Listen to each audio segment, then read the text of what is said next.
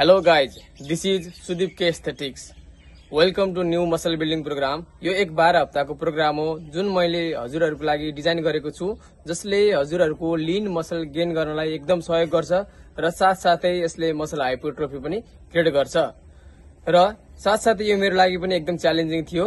र सुरु गरौं आजको workout.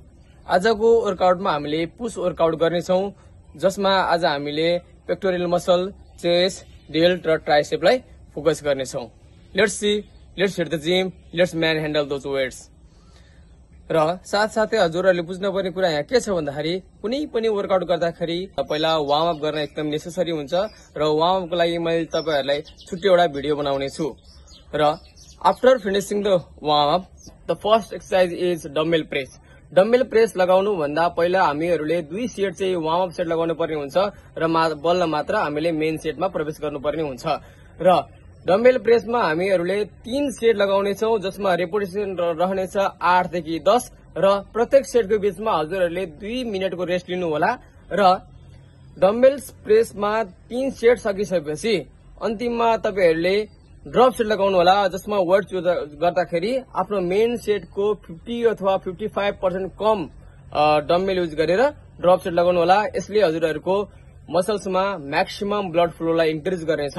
And the second exercise is fly movement, that is pec deck fly.